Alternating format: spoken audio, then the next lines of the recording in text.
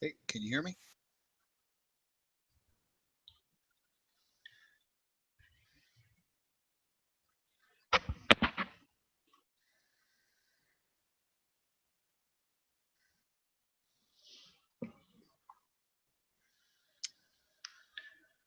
What's up?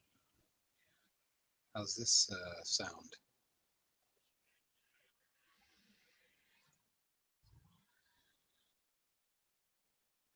I'm guessing not good. Hey, Fraser, can you hear me okay?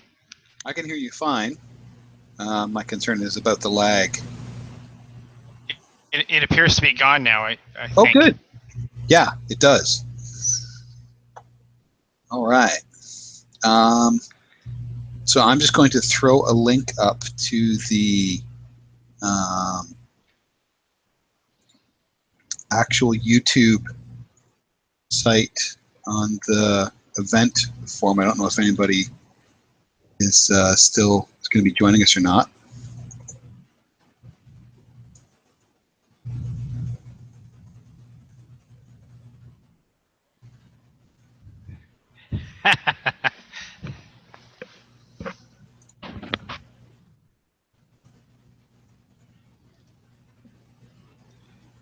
Okay.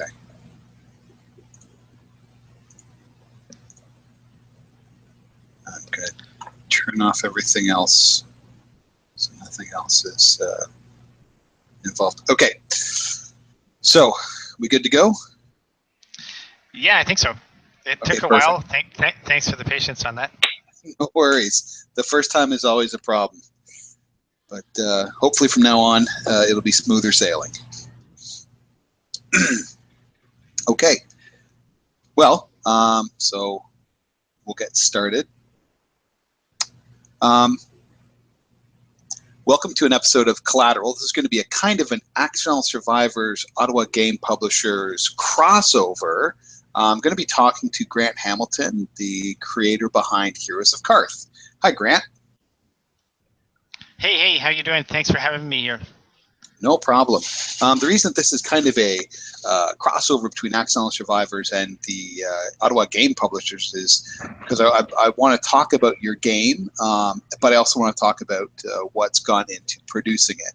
So it's kind of hitting both audiences on the feed. So first, can you give us a quick elevator pitch for Heroes of Karth? If you were in an elevator and only had a couple minutes to explain what it is and why people should be interested, how would you do that? Yeah, sure thing. Here's a Karth deathmatch.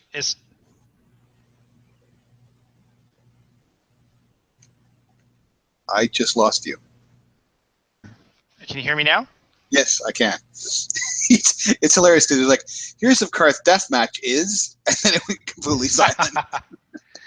Oh no. Okay, so let's try that again. So here's a Karth deathmatch is a fantasy LCG deck building card game based on Here's a Karth book series that I just wrote. Book 1 is actually just released in January. It's a multiplayer game that can be played with 2 to 4 players, where the cards are the game pieces and players use gold to spawn additional cards on the battlefield to outmaneuver your opponent. There's many different game modes. 1 versus 1 is the classic mode of play, kind of like the Magic setting that you see that most players are playing nowadays. You also have mode where you can play against the Dungeon Master, and there's also 2 types of multiplayer: 2 versus 2, where you team up and together the 2 of you battle another 2 opponents. Or there's also a free-for-all where it feels like another game entirely again, where it's Survivor-like, where you're all playing against each other to win the match, and that's up to 4 players can play. This game is really for hardcore players, Magic card players, tournament worthy people that take a card game really serious and battle it out. We've developed and tested for over 2 years to ensure it's tournament worthy. We have an app actually that we've also developed to help with the management of resources in the game, and it's also phase 2 of that's going to include a tournament manager. That's how serious we are about the tournament play. Very cool. Okay, so the you mentioned Magic, and Magic kind of has a integral setting to it, kind of a background place. Does Heroes of Karth have something similar? Yeah, definitely. I'd say something unique. We created a whole new world. And like I said, the whole lore behind this game is based off of the story, the Heroes of Karth. And it's got a unique setting with, I'd say one of the biggest things that's unique is the undead in the world that are trying to take over the world and suck it of all of its spiritual energy. And so when you're a player, who or what are you playing? So as a player or as a team of players, you're managing your deck of cards that you've built. So it is a deck building card game.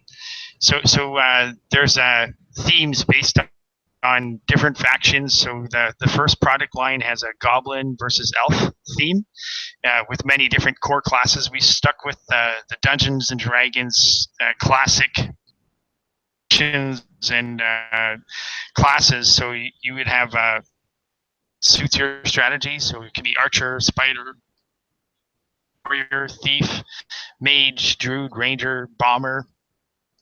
All these different core decks can be tweaked to suit your style with booster packs that we sell separately as well. So as a player, are you playing a specific character, or are you playing a faction, or what does your deck represent? Yeah, so you'll basically manage a faction. So like the story, there's a Heroes of Karth adventuring band. So you're managing your band, if you will, of units that you put out onto the game, and that's based off of one of those factions, and then you theme it how you want with your strategy that best suits you. So it could be a team of archers or a team of mages or a cross between two things. And so, what is the deathmatch supposed to represent? Is this a battle that's going on? Is this a story that's happening? What does the deathmatch represent? So deathmatch is it's like a chess game, but with D&D units that are the cards that you manage on the game, and it's really those chess pieces that you need to maneuver and outmaneuver your opponent with in order, and then the death match is you have to kill and gain kill points to win the game. That's one of the core objectives of the game. The other one moves a little bit away from a death match and more of a resource management. One of the things that makes us so special with our game is we have the gold concept, which is the other way you can win the game. And it's that uniqueness of gold that allows you have to use it to win the game, but you also have to use it to buy your resources and put them onto the game, onto the battlefield. So you have that challenge of managing the resources, and it also is what we use to do the deck building. So we have a guaranteed balance, if you will, between each team. Everyone that you play against, it's always balanced because every card you put in certain value. So if you want to put a powerful card in, you have to take a powerful card out. And how are the factions balanced against each other? You just mentioned that right now there's elves and goblins. Do they each have similar styles, or is there a specific style to goblins and a specific style to elves? So if you like a certain style, you would play a specific faction. Yeah, so this is one of the things I love about our cards and our game is that every unit has a level between 1 and 4. And each of those units also has a class. So the goblins have, I think, about 8 different core classes. So some of them are beastmasters, rangers. Sorry, that's the L side. Necromancer, spider, archer, thief, assassins, bombers. So now you need to take those units that suit your strategy, and based on the amount that you have to deck build, you come up with your. And then recently, we even actually came up with a new change to our game with terrain cards being also part of that deck build. So you even actually pay to put in different terrains that'll better suit your battle strategy.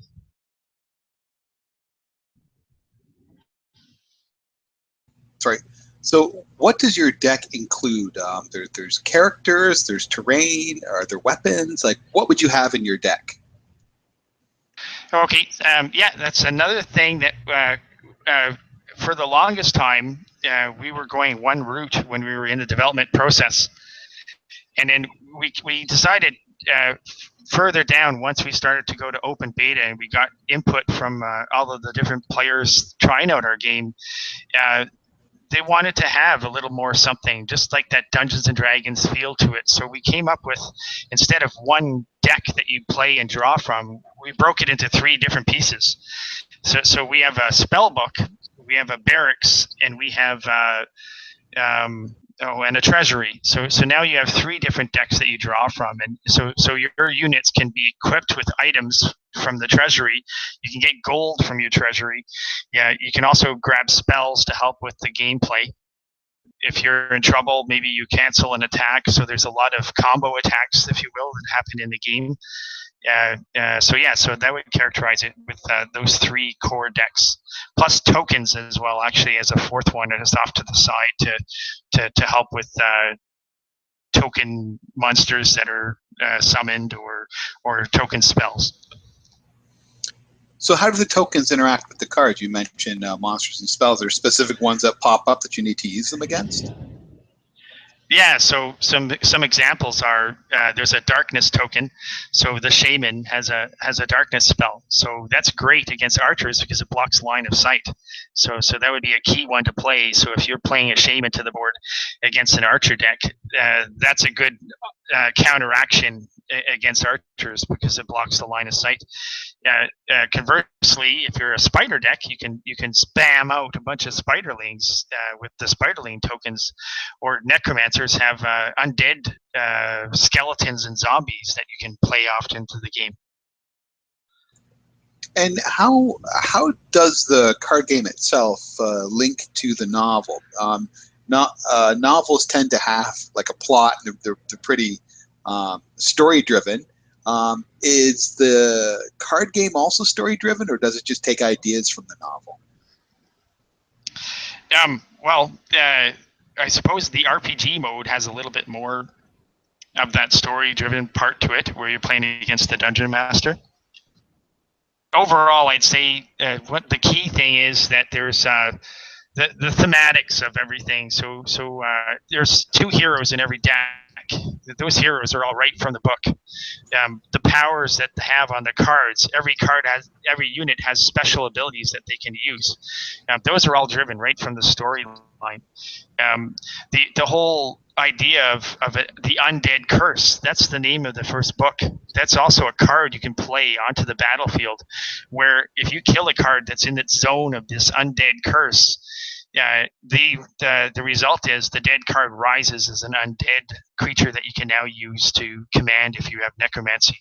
So in that sense, it really comes to life. The book.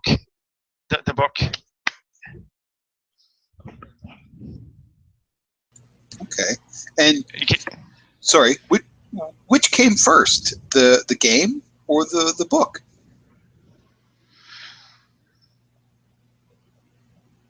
Oh, that lag came back again. Oh, isn't that perfect? Okay. Well, you know what? Let's try to work with it. I'll ask a question. You answer it. We'll just have to be patient. Let's go with. So, which came first? Was it the idea for the book or the idea for the card game?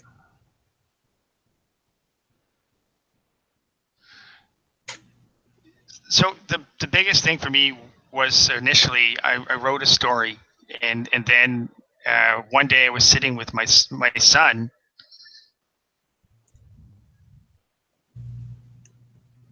I'm not even saying that.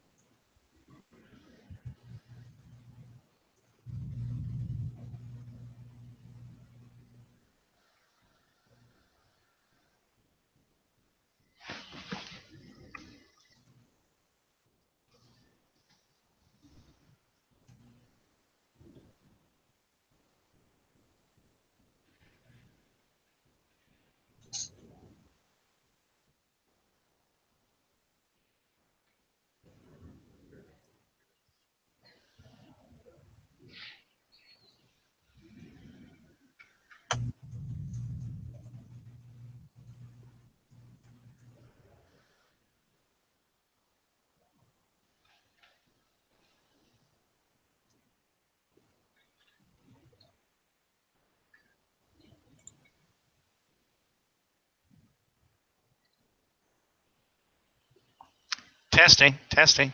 I'm here. Is the lag gone? So, I turned YouTube off, and now maybe that was the issue. I think Can you so. hear me okay? Yeah, I hear you fine.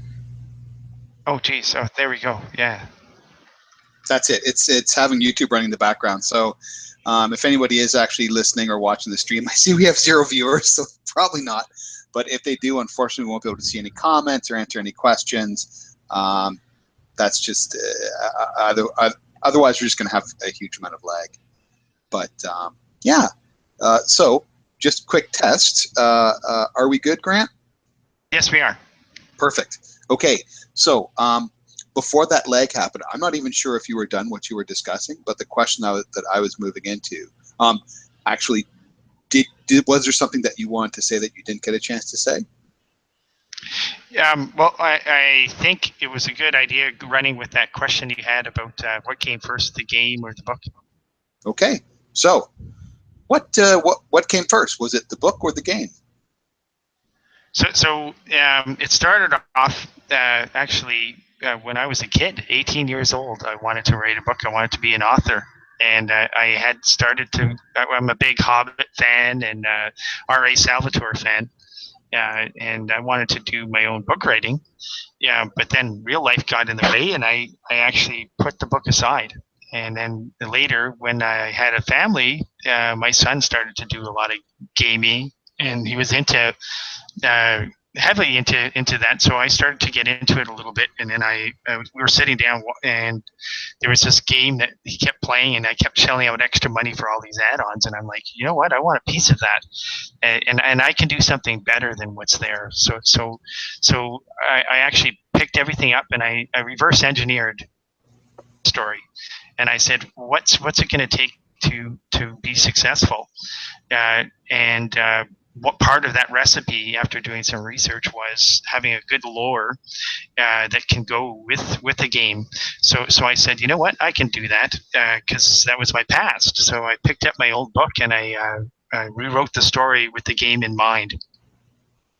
Could better merge, if you will. So I actually compromised my original storyline a little bit, and the result of that ended up being something even more special because I really liked the inserts that I added into the original storyline, and what I came out with was quite the epic journey in a story that also worked with the game.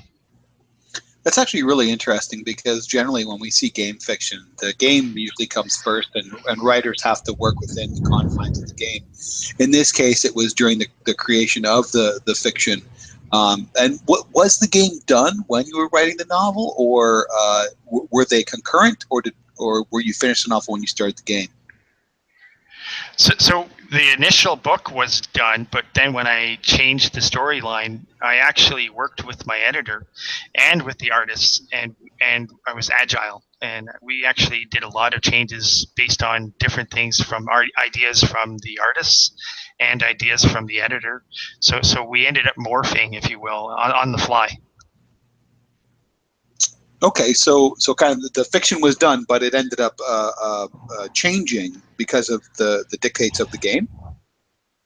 Yeah, for sure. Yeah, I ended up adding a bit more characters, so there'd be more heroes. That was one of the examples where, and then there was a character called Morrowind, who was actually intended to be just kind of a support character, who ended up being a main character, and she changed the whole story and thematics, and it ended up being mostly about her journey being captured by ogres and trying to survive, and her survival story. And so that it's obvious now how the game influenced the fiction. How did the fiction influence the game? Did the game change based on some of the demands of the fiction? Yeah, that's actually interesting. I've never really thought about it like that until you've asked that question. And certainly I got to say, yes, it has. The whole generation of heroes, this is quite interesting as well. We've been in open beta for almost 6 to 9 months. and I started to get feedback from people, and one of the things that we learned from the feedback was we're being a little boring with our heroes, that they needed to become alive and have more unique abilities than the abilities of the regular units. The regular units have no name. They're just a level 1 mage, a level 2 mage, that kind of thing. But the heroes, they have their names with them. They're part of that story, and in that story, they did certain things. So we actually ripped apart all of the heroes from the game and then added in new abilities based on the story. So these abilities were directly out of the fiction, or did both of those kind of change, where you want to punch up the game and that in effect changed some of the abilities within the fiction? Yeah, it was a two-way street for sure, but I'd say in the end state, we blew up the heroes and changed it more based on the fiction. Very cool. What's interesting is there's a 2-year development phase, as it were, and you're not even done yet. I mean, there's still more steps to take. What's next for you? Well, I'm actually proud to say that the journey is almost near its end. We are going live this month on the Game Crafter, and the surprise here, being letting you know first, is there will be six of the 10 decks will be released in June. Okay. And the last 4 at the end of July, we're going to start our Kickstarter to finish the last 4 decks.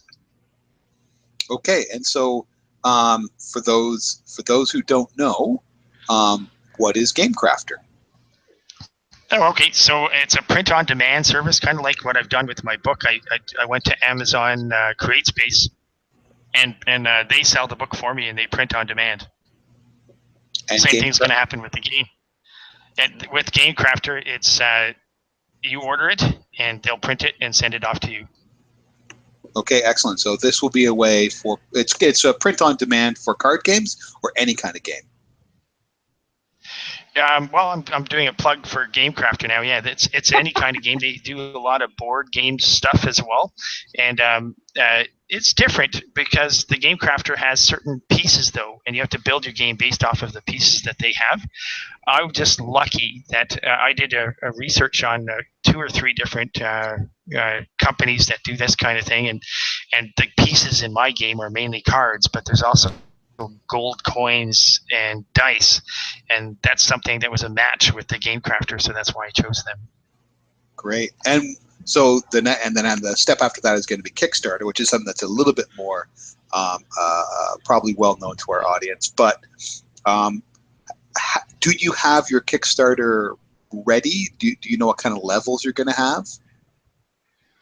Yeah, so certainly, of course, we're very close now with revealing the Kickstarter in July. So we have the back stuff all prepped up already, and we're very excited because of the expansion ideas that we have. So if we meet our stretch goals, the next 2 factions we'll be looking at is the dwarf and orc factions. We're going to do something really exciting with the dwarves that can affect the terrain cards. So in our game, we actually have terrain cards as part of your deck build. Now with dwarves, imagine you're going to have catapults that can shoot anywhere on the board if you're on that terrain space, or ballistas that can shoot in a full straight line, and you can affect different terrain with dwarf explorers, that kind of thing. It's going to be quite exciting. Very cool. And now, if you're able to discuss, do you know what your target is going to be on Kickstarter? Oh, we're debating that a little bit, but I think one of the biggest things as a message that we want to get out to people from Kickstarter is that we're already ready. The Game Crafter was also chosen because they're set up, their experience. They have the shipping already done. They've actually just introduced a new shipping that's much more efficient and faster than what Game Crafter used to do, and also the Game Crafter allows you to send out and ship off of Kickstarter directly from the game crafter. So that's good news for backers, because they're going to get their stuff. That's something you can trust. The game crafter's been around for some time, and people will get their product shipped to them with no issues. And I mean, again, this has been in development for a long time, so it's not something where you're waiting to get the money to begin design. When you guys hit Kickstarter, you're pretty much ready to rock. Oh yeah, of course, yeah. That's our biggest thing is we're probably about 90% done. We're just looking at maybe enough to finish the color art for probably 2 to 4 decks. Otherwise, we're still going to push forward anyway, regardless of Kickstarter. But this is just to move the timeline a lot quicker. And shifting into the Ottawa Game Publishers kind of podcast, there's a lot that's already been done on your game, and what's interesting is the amount of investment that must have required. Now, how were you able to invest that much, or was it a matter of sweat equity, or like basically how have you been able to get as much done as you have without resorting to crowdfunding? Well, it started actually with a pretty heavy investment. The first thing that I realized as I started to move forward was I couldn't do all this on my own, and it took some maturing as a game dev and creator. I partnered up with a bunch of experienced people, and our artists, for example, are artists that have done work for Magic, Dragons. The art quality for our cards is probably superior to most. So we're quite proud of that fact. Of course, all of that does come with an extra cost. So we incorporated, and we got a bit of a loan as a startup to help fund that. And we've probably put in a good chunk of that ourselves already. So really, what we're asking for is just a small pickup at Kickstarter to finish this. But as I said, 80 to 90% done. So most of that work and investment has already been put in over the 2-year span. And I mean, looking at the website, I think it's going to be very obvious to the people that want to back you on Kickstarter how much has gone into this production already. You mentioned the art. I mean, people can go to the website, heroesofkarth.com. Yes? Is that right? Heroesofkarth.com? That's correct. Yeah. So people can go there and they can see the art. They can see a lot of stuff that's already been done. So unlike many things that you might encounter on Kickstarter, people, I think, can feel more comfortable knowing that this isn't some. Well, even with a lot of games, the people haven't taken the steps towards the business steps that you've taken already. Now, how much did you know about business before you started this, and have you had to learn on the fly? Yeah, definitely. That was one of the big adjustments for me is as I start to move along, the realization that you don't just write a book and you don't just build a game. You have to turn to the marketing side of the house, and that even the marketing has affected the design of the game. I'll give one example. We use red dice in our to manage hit point damage on our cards. Changing just a simple thing, and it works. Our mechanics have been tested for 2 years. We removed AoE damage, area of effect damage, on friendly, and that reduced the cost of and the need for red dice by half just by doing that.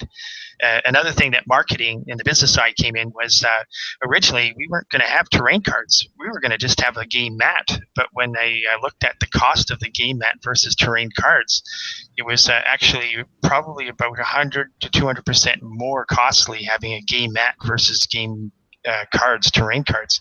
So we actually flipped things and switched to the terrain cards, and that ended up morphing us into allowing us to become multiplayer, and it did so much more for us. So by fluke, a business decision actually turned our game into something that we think is 10 times more special now that it's multiplayer and has the RPG mode as well. I mean, to be honest, a lot of times constraints are the things that force you to be the most creative. And what's interesting is because of the terrain cards now, you were talking about the dwarves and how they affect terrain. It just seems like that's almost like a snowball effect where, yes, this was originally a constraint, but now it's turned into something special. Yeah, it's really turned us into something so unique. I can't wait. I got so pumped with this whole new Eureka moment that we actually did something special that I wanted to make sure to remember to let you know. Um, as part of our Kickstarter, I hired a programmer to build a simulator version of the game. So when we release Kickstarter, we're going to release a trial version of the game online where you can play against the computer. Oh, okay. So like an online card game. Just to give you a sense of what it's like, it's going to be a simulation of the game. So it's not full-fledged, but it'll be enough that it'll give you a really good appreciation of just how special this game is. That's very cool. Actually, I used to play a really cut down Android version of Dominion. And even though it wasn't as good as the full Dominion, it gave you an idea of what that game was like. So I think that would be really useful. And that's going to be out the same time as Kickstarter? Yeah, so we're going to actually right away, right at the very front after our video messaging and a couple surprises. One of the things we're going to be telling people is, we think this is a special game and don't just take our word for it. Try it right now and click that button right there. And people will be able to click that button and try it and know that this is something special. That's very cool. Now, you already have plans for advancements. I mean, Kickstarter is part of this for advancing the game. What about advancing the fiction? You said it's the first novel, which tends to indicate that there might be more coming. Oh, yes, for sure. This is actually a trilogy, and I'm pleased to say that we will also be announcing book 2. It's almost done, and we'll be announcing that as well at Kickstarter. And now, are there plans already for how book 2 is going to affect the game, or how the game affected book 2? Yeah, I like so much how we've worked with the artist and with the editor. So we are going to be agile again because it works hand in hand. So we're going to allow a little bit of massaging on both ends, just like we did with the first round. Now, tell us a little bit about the novel itself, the novel that's available right now. Oh, that's great. Let's see. It's kind of I characterize it kind of as a combination of The Hobbit smashing into Harry Potter. It's got its own world. The world is Karth, Karth, and on this world there is something that's happening, and the inhabitants don't realize that there's a dragon that is from another world on the Shadow Plane that was a red dragon that died but refused to die, and in doing so became an undead dragon. And this undead shadow dragon needs spiritual energy, and that's kind of the everything in my world has spiritual energy. So it's not just mana. It's something that allows warriors and everybody to do stuff, to live, to the joie de vivre, the whole essence of life, and that's built inside the whole earth. So Karth, it has this energy that now this dragon is searching out and draining different worlds of this energy, because he has to constantly do that just to stay alive. So that's the backdrop setting that happens, and these elves, unbeknownst to them, they are warring and battling the allegiance versus the shard. They're caught in their own turmoil of a war that's actually being perpetrated by this dragon in a background to weaken them, so that when he's ready, he's planting this undead curse and draining the energies of the world that causes the rise of the undead. And when he's ready, he's going to take over the world.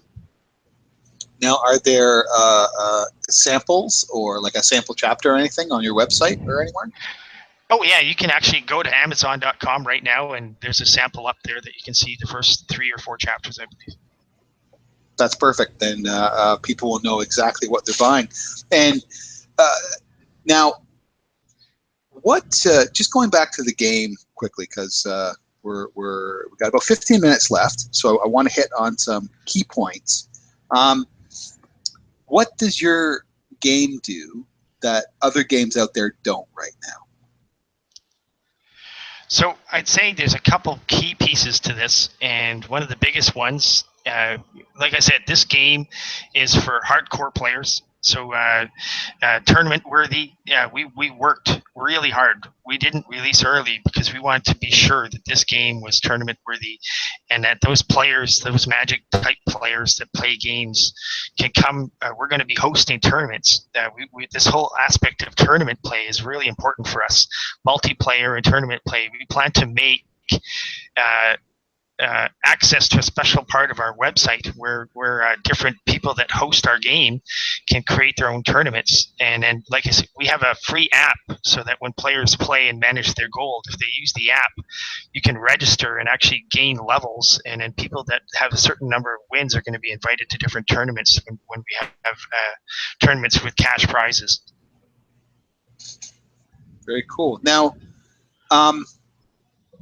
what kind of effect are you trying to produce in or for your players? Is this a game about excitement? Is it a game about focus? Is it a game about strategy? Is it a game about action? Like, what are you trying to? What does the game produce? So it's probably more than anything, it's a strategy game. It's also a deck building game. So you really need to be smart about your decks. We start you off with pretty powerful, good decks right out the gates. That's a thing that's also distinguishes us from other games. And we are LCG, so any of the booster packs that we have, we tell you what's in them so that you don't have to spend $1 million to reinvest in a card game. Our card game only requires a purchase of a deck that suits your style, maybe a couple decks, plus some booster packs to tweak your strategy, and then you're off to the races with that. And how does your game, well, first, what is the, if you had to encapsulate the sense of Heroes of Karth in just a few words, what would it be? Wow. Fun-filled deathmatch strategy game. That's enough. Where That's the cool. magic is in the magic is in the cards. And how does your game create that? How does your game create fun? Well, that was the key thing when we started this whole venture. We said, what are the key elements? So we have a lore that is amazing that we put right into our cards, and we also kept with the classic Dungeons and Dragons feel to the characters, which I think is also a big piece of this fantasy strategy component. You have to have the core classes, you have to have the factions, the core races that go along with that, and we did just that. So part of the fun and part of the aspect that grasps the players is the lore, and that lore is baked directly into the cards that they're playing.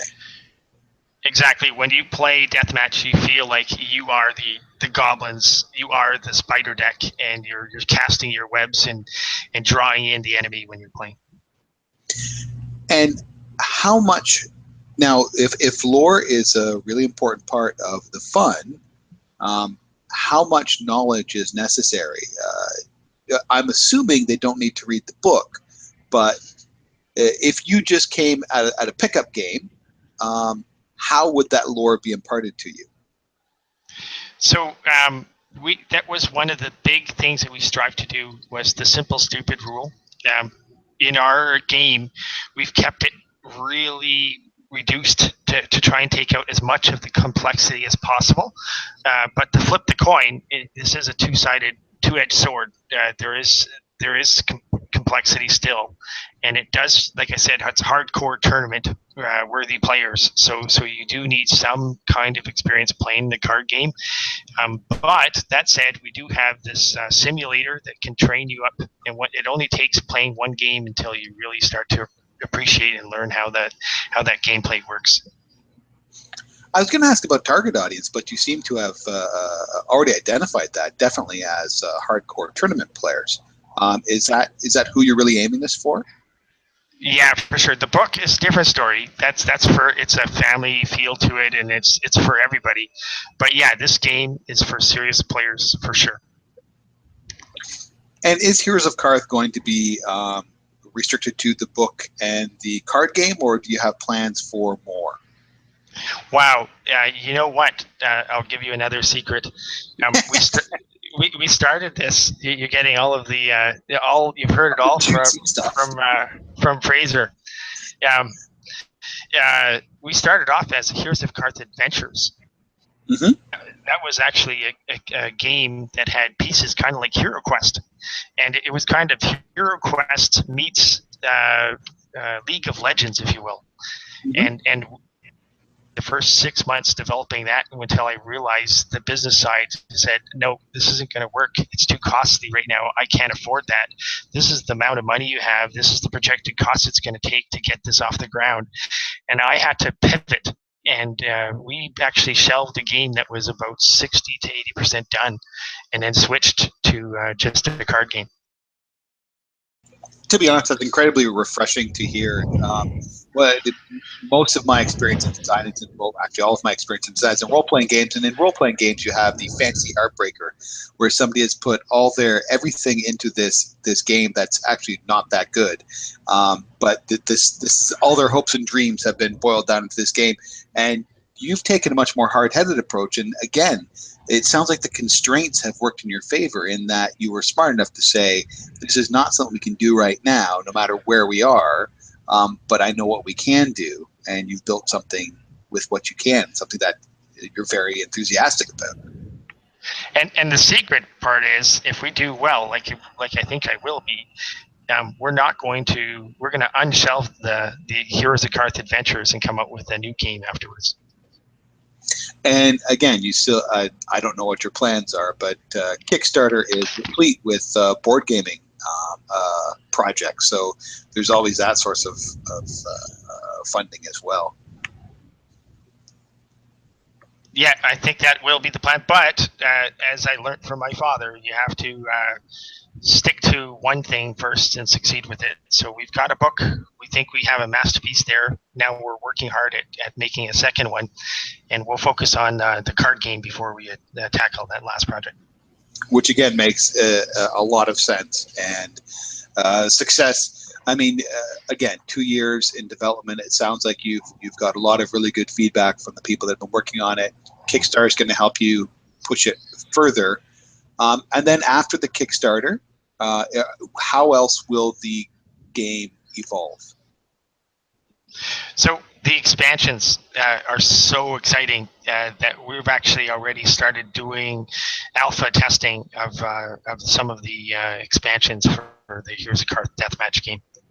And the first expansion will be Dwarves versus Orcs, and then expansion number 2 is going to be undead and humans, and we've got all sorts of really cool advice from players that have been in open beta with us, and it's actually a community of people that have really morphed the direction of where we're going to go with those 2 expansions, plus a bunch of RPG maps as well that we'll be releasing as well. Fantastic. Before we reach our end, I want to quickly have a drink check. Are you enjoying a beverage as we speak? Yes, thank God. I'm glad you told me about that, because that helps calm the nerves. It does. What have you got? What are you drinking?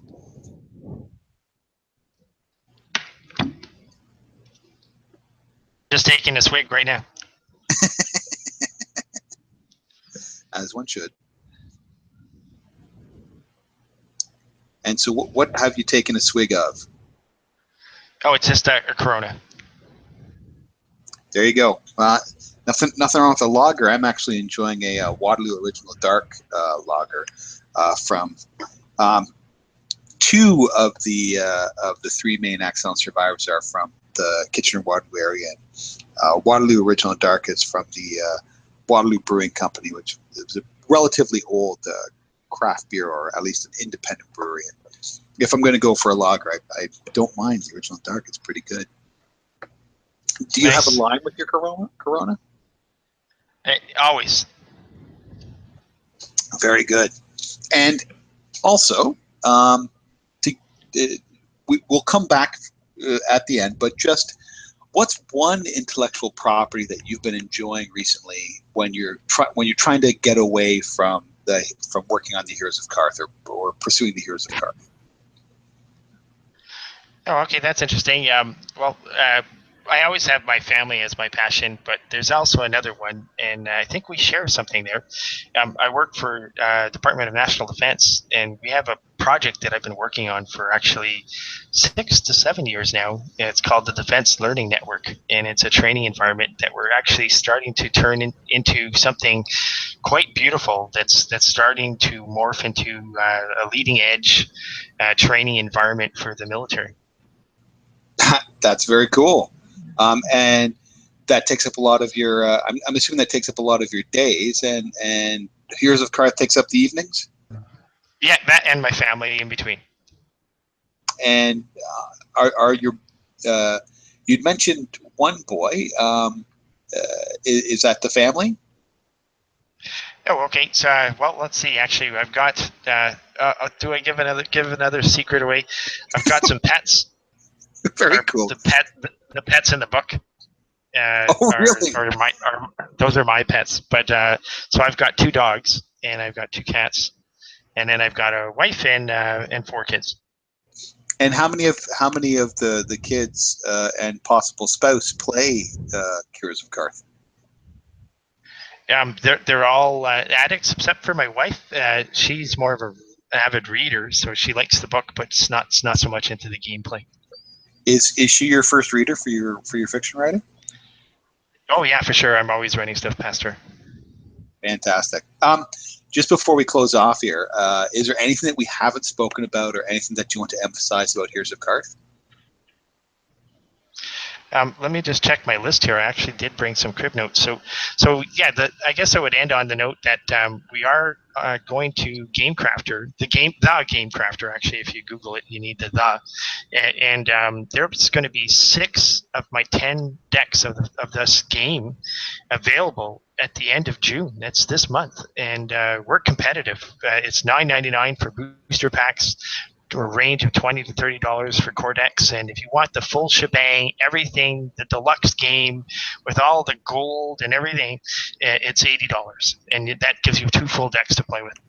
And that's $80 US? Yeah. Oh yeah, everything's US, including actually the book. I wrote it in US, United States of America. It spells things differently than us Canadians. Oh, there's something very wrong with that. The last couple of books I published, I actually had to go tell my editor, no, color is O-U-R. I still don't even know if I got them all. Jeez, it's so hard. It's true. You can't. It's hard switching your head. But anyways, well, thanks a lot, Grant. It was great talking to you, and best of luck. And there'll be links to Heroes of Karth on the documents, on the show documents, and when GameCrafter, when everything's available through GameCrafter, we'll include those links, and of course the Kickstarter. So thanks a lot, Grant. Oh, sweet, thank you, and I'm going to grab that and use that for our Kickstarter video. So I really appreciate all of this. That's fantastic. No problem. All right.